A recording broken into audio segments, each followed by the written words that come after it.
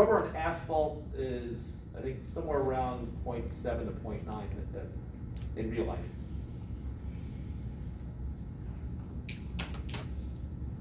So if this were a realistic problem, that means there's something on the road that, or the tires are worn down. Okay, so for a number, because this is number 4D. So Yes. once we find the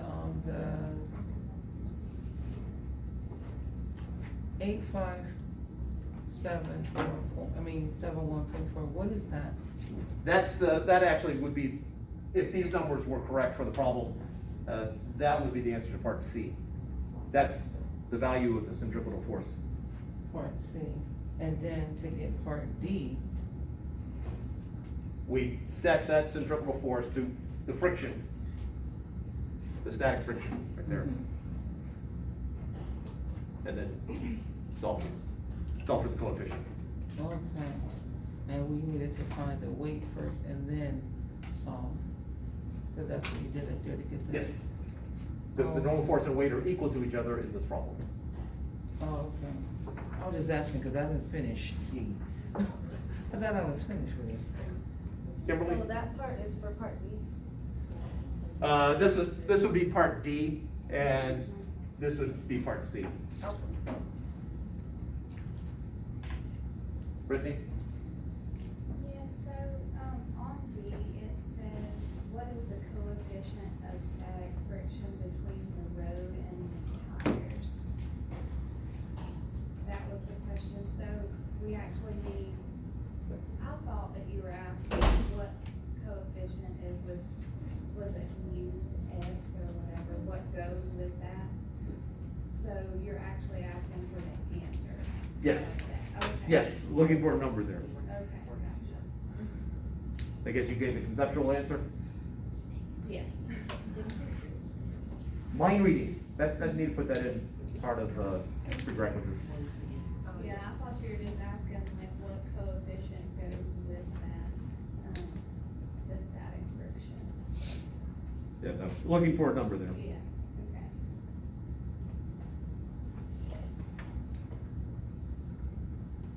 So I guess, I'm sorry, I'm confused on, like, if you're asking if the curve is banked versus not banked. So what exactly in that formula is, how do I answer that? All right, you're talking about A and B? Mm-hmm. All right, well, for A, this is, we're taking basically A here. We answered the A also while we were doing it. Because that's that's what, this provides the centripetal force if, for a road that's not banked. Friction? Yes. Okay. And if you're not convinced, next time the road's ice over, try to take a curve that you normally take. Because the friction, because you're now dealing with ice and tire, coefficient drops. So the friction will drop and you cannot go as fast around the curve. I take no responsibility for any damage done to any property or person. So, A for 4 is friction, Yes. and then if it's frictionless, then for B, you were saying that it would be, because it says, so what force would that be if it's frictionless? All right, so if it's banked, if we're looking at we'll look at the back view if it's banked. Banked just means that it's sloped.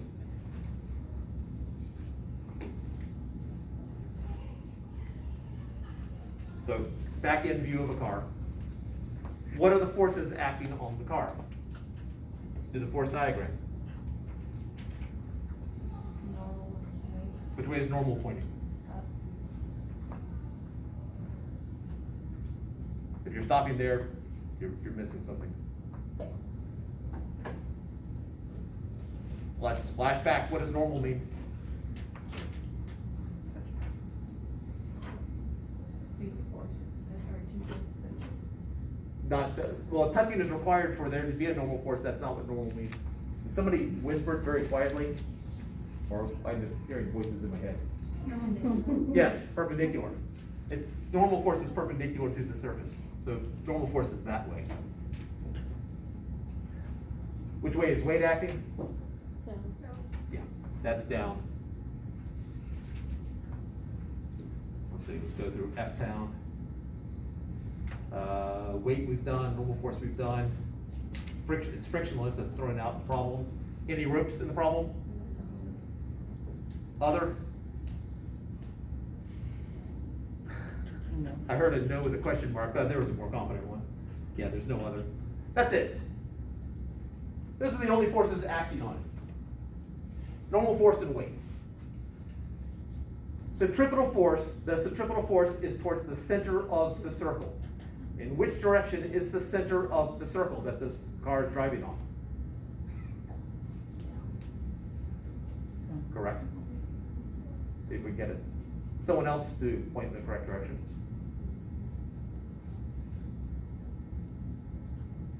You said which way is what? Which way is the centripetal force pointing? In other words, in which direction is the center of the circle? Which way the car It, pardon? Which way the car going? The car's going, this is a rear end view, so the car's going around like this. So the force is going this way? Was that way or that way? That way. Or- If that's the case, if that's the It's center like- of the circle is that way, think of a circle, that means the car is doing this maneuver. No, okay, then, so then it's going this way, you're so tricky. This way, straight Yeah. ahead, well, not straight ahead, but That straight to way. the center. Yes.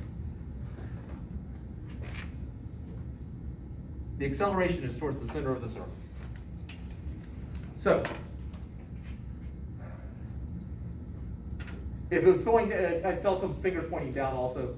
If the center of the circle is down, that means the car is doing this maneuver, which is not particularly easy if you've ever tried that. I'm only imagining the car would fall off at some point. I guess if it was on the inside of the roads like this, you're driving around like that. If you're going fast enough, you can handle that one. All right, so we need to figure out what force is pointing in that direction. Or can we quickly identify what force is not pointing in that direction? I put the N of X is pointing in that direction. Cause I did well, mine's opposite, so, Okay, cause it's the. yes, you are correct. Let's see if we can get the words out. I can't, I lost them. Sorry. Okay, But yeah, it's that. all right, anybody want to translate, take a shot at the wording that she was refusing to say? I know what the answer is, but I'm not gonna tell you. Can't, I lost So you it. said what force is not acting on the vehicle? Yeah, what force is not, or which force is acting towards the center, or which force is not acting towards the center? Just tell me, I have two forces here, they're doing something. Can we identify which one is not pointing towards the center? Wait, All right, wait. weight is not pointing towards the center, pointing perpendicular to it, weight is not part of the centripetal force. So it's normal force? We have to be a little bit more specific, and that was what Elaine's hand gestures were. The normal force is supplying the centripetal force, absolutely, you're correct. But to say that the normal force is the centripetal force is misleading, because the normal force is pointing that way. But I care about what's pointing that way. No, looking for forces, still looking for forces. So it would be friction, right? Well, No, no, it's frictionless. it's frictionless, that's why I said no, sorry. Okay. But If- centripetal force, isn't that a friction accelerant to the center? Say that again? Isn't centripetal force, a friction force that accelerates to the center? Not in this problem. Oh. 'Cause It it's is pointing friction- towards the center, I'll agree with that, but it's not friction. Oh. It's Because you it's then. bang to this one instead of friction. Right. It's much easier to take an icy road that's banked than one that's flat. All right, so what's going on here? If you were describing to someone the direction that Y is pointing right now, in terms of up, down, left, right, how would you describe it? Diagonal. Diagonal could be 4 different directions. See if we can narrow that down. Up. It's pointing up. Up and to the right? Yes. And to the right. The to the right part She is the said important. diagonal. I think that's good. I was waiting for you to finish. Up and to the right. The key phrase there is to the right. Part of the normal force is to the right. That is the centripetal force. It's the part of the normal force that is to the right. That's what supplies the centripetal force. Now the hand gestures Elaine was making, and I don't know how many people actually saw them, but the hand gestures she was making is, you take the force and you break it up into pieces. The part that's to the right is the centripetal force. The part that's up is countering the weight, keeping it from going up or down.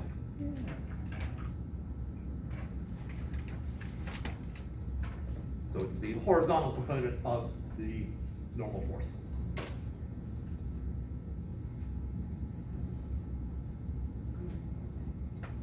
I believe this was one of the textbook problems.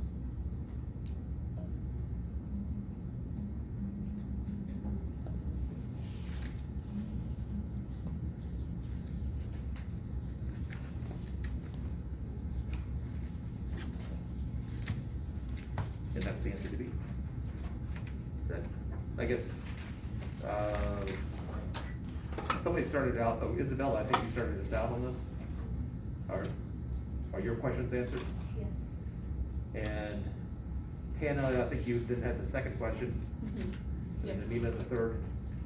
Are your questions answered? So the answer to B was part of the normal forces to the right? Say the wording again. Part of the normal forces to the right, because that's the centripetal force. It's the part of the normal force that is to the right. Okay.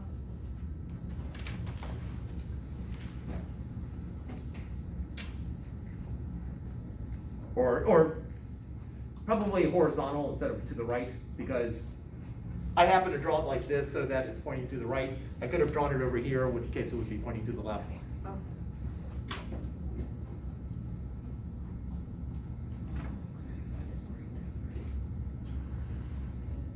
And Elaine, did I interpret your hand gestures correctly? You sure did. Okay.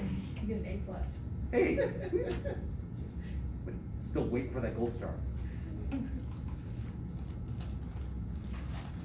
All right, back to Luis's other questions.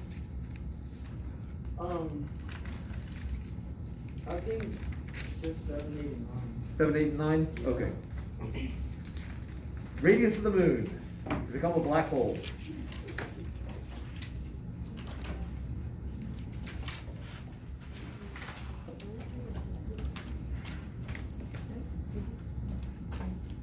If you look at the notes from last Wednesday, there was the radius was 2gm over c squared. Is that right? Doing it off memory. Figured it'd be faster than writing it. I got a yeah there. All right.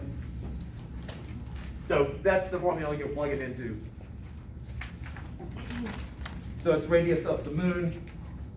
The only thing that's moon specific is its mass, and I guess the radius. But you want to look up the mass of the moon, and then g is a constant. So if you don't remember what that is, you would look that up also. In the textbook, it's I think on the back flap or the back cover. If you open up the back cover, that information's there. And then speed of light. Oh, so it's just that equation and they'll give me the answer for it? Yes. Oh. Oh, really? Recognize that for the sun, it was a radius of 3,000, somewhere around 3,000 meters. For the Earth, the radius was around 8 millimeters. So the moon better be smaller than 8 millimeters.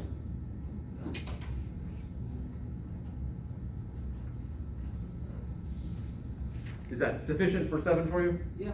Okay. And then 8, shooting a ball from a height of 1.5 meters. let's do 9 next, and then we'll come back to 8. Okay. Escape speed.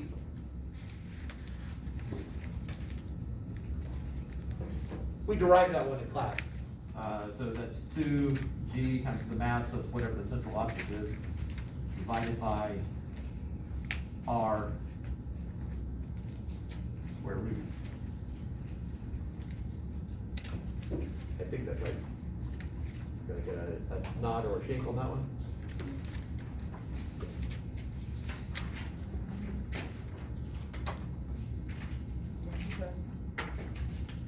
Yeah.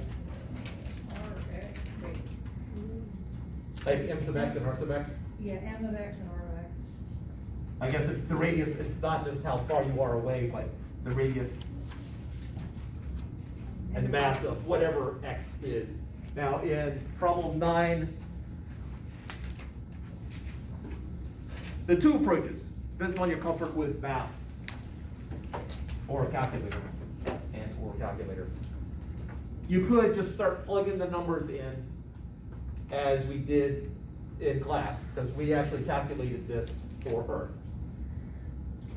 So mass of the Earth, so mass of Earth, 5.98 times 10 to the 24th kilograms, and the radius of the Earth was 6.38 times 10 to the 6th meters. G, 6.67 times 10 to the negative 11 meters squared per kilogram squared. So you can just plug in, figure out what the escape speed of Earth is, except, actually you don't have to go that far. The planet, half of Earth's mass and twice the radius. So half the mass, so just divide that by 2, twice the radius, multiply that by 2, come out with an answer.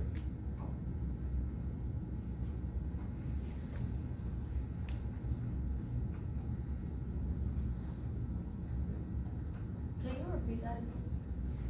So this is the mass of Earth, the radius of Earth, and in problem number 9 it says if it has half the mass of Earth, well, so you take the mass of Earth and divide by 2, and twice the radius, so take the radius and multiply by 2.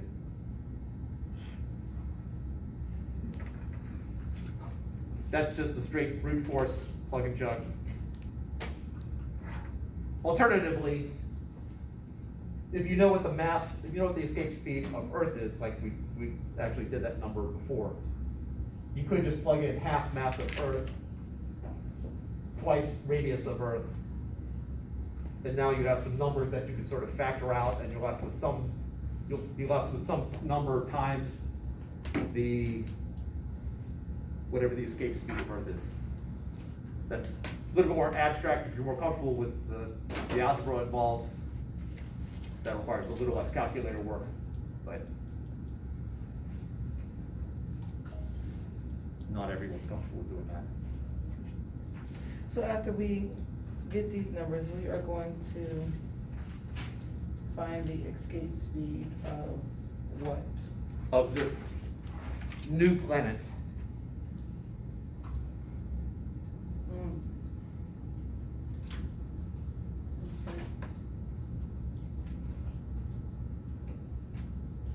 So Okay. thinking Okay, conceptually. I got it, I just read the whole thing. Okay. So thinking conceptually about it, if we cut the mass in half, is that gonna make the escape speed bigger or smaller? Smaller. Why?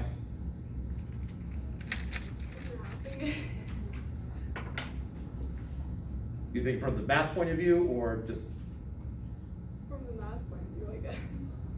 It's bigger, faster. It's bigger, faster. yes, Okay. Wouldn't that be faster? Because it means the time's cut in half. Well, there's no not time, the mass, if we cut the mass in half. Remember, escape speed is trying to escape the gravitational pull. If we cut the mass of the planet in half, Yeah, it would Does still it- be faster. It would be. so it's gonna require more speed to get away, No. less speed. Yeah, okay, because there's less gravitational pull. Suppose we double the radius. So think of Earth, we cut the mass in half, so there's less gravitational pull, so it's easier to do it, so we don't have to go as fast. If we double the size of the radius, is that gonna make the gravitational pull of the surface bigger or smaller if we double the radius? There was a question at the end, Mark, at the end of that one. Why?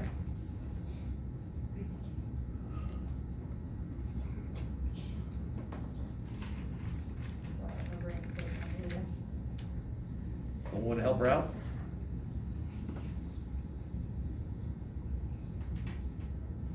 I guess they're saying you're on your own. Probably.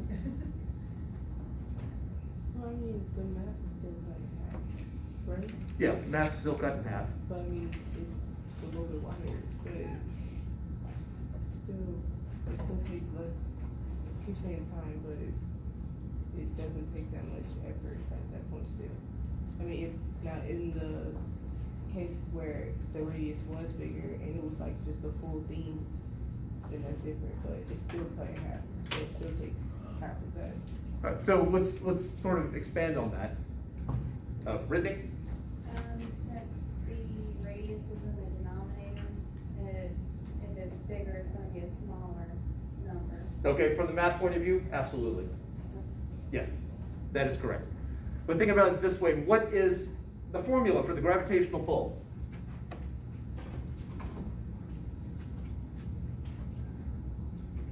The generic formula for gravitational pull is this constant times mass 1 over mass 2 over r squared. What is that r? Radius of the mass. Or, Doesn't have to be radius of the mass, because I did the example in class where the gravitational force between me and the textbook. I'm not quite sure, what would r be in that case? Is it still 1.5? It was 1.5 meters, I think. Well, 1.5 squared, right? What does the 1.5 meters tell us? How strong the force is between you and the textbook or something like that? It's going to affect that, but It's half. It's half, right? half of, These diameter. the r is not necessarily a radius.